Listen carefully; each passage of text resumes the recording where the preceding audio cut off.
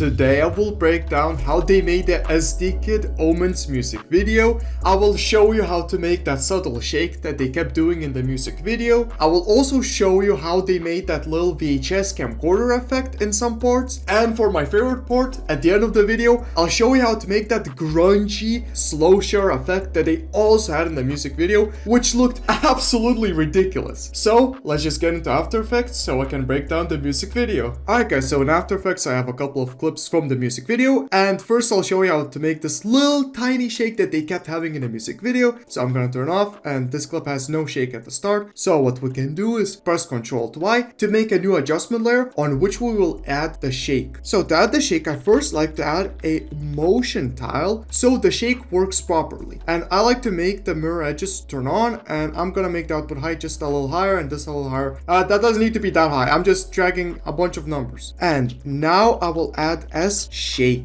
Now this effect does require the Sapphire plugin, so I am sorry for that. And here I like to turn on the motion blur, and I like to make the frequency to 9. It's gonna be a bit more frequent than usual. And the amplitude I like to make to 0.5. Although for some of the shakes that they had in the music video, the amplitude was a little bit lower, so just keep that in mind. And whenever you want your hit to happen, so maybe let's just say right here, you can keyframe the amplitude at 0.5 and also keyframe the frequency. And I also like to go to X shake, and I like to turn off the X and amplitude to like something like 50. They didn't have the X amplitude like high at all. Maybe they didn't even have it at all. And I'm gonna make the Y shake, up and down, go to like 269. And now let's add transform. And for transform, let's make it to 104 at where the shake happens. And let's keyframe the scale here. And let's also turn off use composition shutter angle. And let's make the shutter angle to 360. And that's going to add a bit more motion blur when we zoom in. And let's also turn on the motion blur on the adjustment layer as well. So this is going to be a lot of motion blur. If anyone's wondering what the motion tile did, well, look what would happen if we didn't have motion tile. You would start to see these little parts pop out. That's why I like to have motion tile, because when you turn on, those parts do not appear. It's just a little bit of a quick fix. And now we can press U and we will see all of the keyframes we just made. So we can go to the start where we want the shake to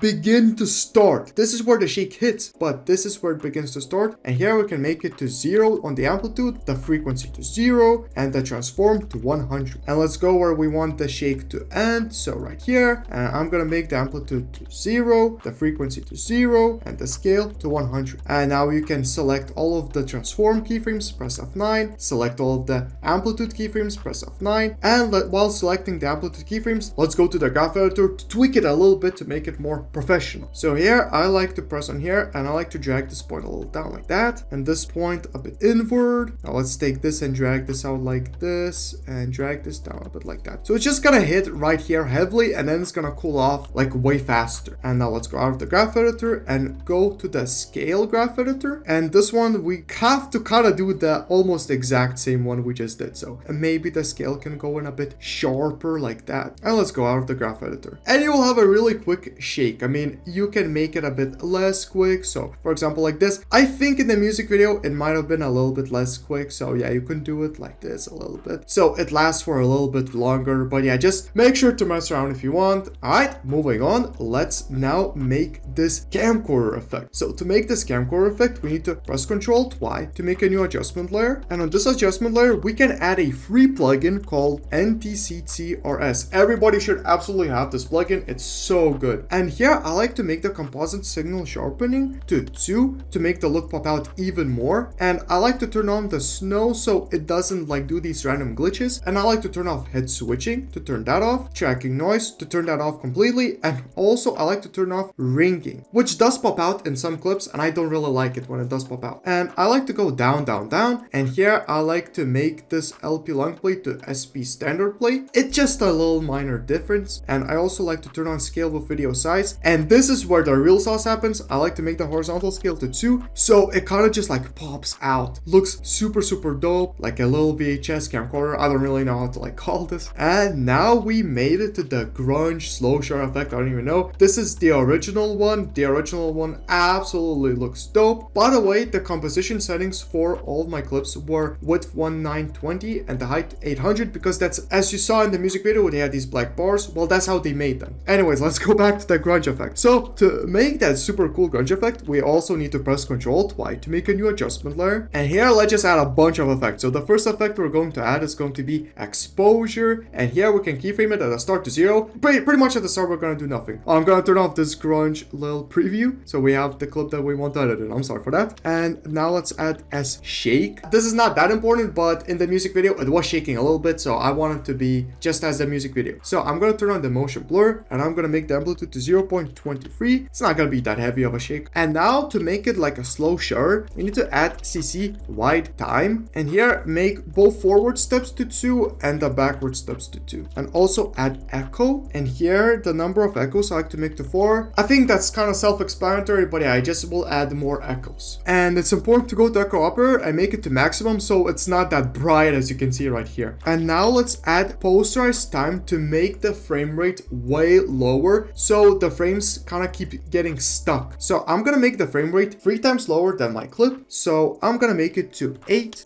You could make it to 4 times lower as well. That looks perfectly fine. And now we can add CC vignette and we can make the amount to something like 200. It's just going to add these dark parts at the edges. And now we can add grain. I saw there was some grain in the music video, so let's just add it here and make the viewing mode to final output so we can actually see the grain all over the place. And the intensity needs to be lowered to like 0.5. Size needs to be way lower to 0.2 because these are too big of grains. And let's go to color, and I like to make it monochromatic so it's just one color. And now we can also add S hotspots. And at the start of the whole, grunge effect, let's make it to 0, but let's keyframe it. And let's also add S flicker because I saw there was a bunch of flicker there. And let's make the amplitude to something like 0.3, although you can make it way higher. This is just going to show how bright or how dark it's going to get. And let's make the frequency of the flicker to 10 because it should be probably a bit slower. And to make this look like a really nice look, we can add S film effect. And this one I like to go to neg film and I like to make it to Kodak 5284 and this one to Kodak 2395. Now as you can see it's a bit too dark, so let's make it a bit brighter. So what we can do is make the input gamma to 1.8 and the neg exposure to 1.06 to make it even brighter. And the last effect we can add is transform because as you can see these little dark edges pop out, so I don't want them to be seen. So I'm gonna scale it up to like 105. And we pretty much have the super basic effect for the moment, but what we can do is press U and we will see the keyframes we made. And actually we can go back to CC vignette and also keyframe the amount. And now we can start doing fun. Oh yeah, again, just press U again so we can see the CC vignette amount. And here we can, for example, make the CC vignette to let's say 0, but the S hotspot, so let's make it pop out to like 0.3. And the exposure we can make pop out to like 1.5, something like that. And this is how it's going to look. Absolutely ridiculous. Cool. And let's go a bit further and we can make like the S hotspots to like 1.5. Go like random frames. Just make this as random as you want. Like, look, I'm just doing super random things, but keep changing them on whatever frames you want. It's just going to create this super cool flicker. So for example, further on, we can make the CC vignette amount low and that low and the exposure really high. And then we can go forward and we can make the S hotspots super high, maybe like 0.4 and the amount of vignette like that. And let's not change the exposure much. Let's go a bit forward. Let's change the exposure to 0, the vignette to 150, the S hotspots to 0.05, let's say. Then go a bit forward, make the S hotspot like way higher, exposure way higher, and let's just say this higher, and go to the ending and let's say make the S hotspots a bit lower, this lower, and this lower. And this will just create a super random flicker with darkness, and it's just going to look awesome. That's pretty much what it looks like they could have done. I mean, the effect they made a bit differently. This is just how I would make this effect, but it's pretty similar. Now, one problem with this effect is it is going to be heavy on your PC. Like, if you have a lot of RAM, then it's fine. But if you don't have a lot of RAM, this is going to take some time to render. So just keep that in mind. So as a bonus effect, one thing I didn't like about the EsDeeKid music video is that a lot of the times when they did their shakes, they were not heavy and they should have been heavy. So if you genuinely want like professional heavy shakes that are seen in a bunch of music videos, I have an insane Ultimate Impact bundle with which you can just literally drag and drop, for example, Flash Shake, and it's going to hit much harder than the EsDeeKid shakes. I mean, just look how hard that hits. It looks super dope, and all you need need to do is just drag and drop it and you will instantly have it. I have combinations such as frame glitch chaos, which would look amazing in the EsDeeKid music video, but sadly they did not use these. And they for sure could have added chroma distortions in there, which would look like this, and they just fit so well in these music videos, but yeah, sadly they did not use them. So if you're interested in having these top tier distortions and shakes in literally seconds that you can use in crazy music videos, I would 100% recommend to check out my Ultimate Impact bundle, which includes over 50 drag and drop impact presets. I will link down the Ultimate Impact bundle in the description if anyone wants to check it out. But anyways guys, that's about it for the video. If you have any questions, then please let me know. But anyways, it was fun. Have a fun and productive day. See ya.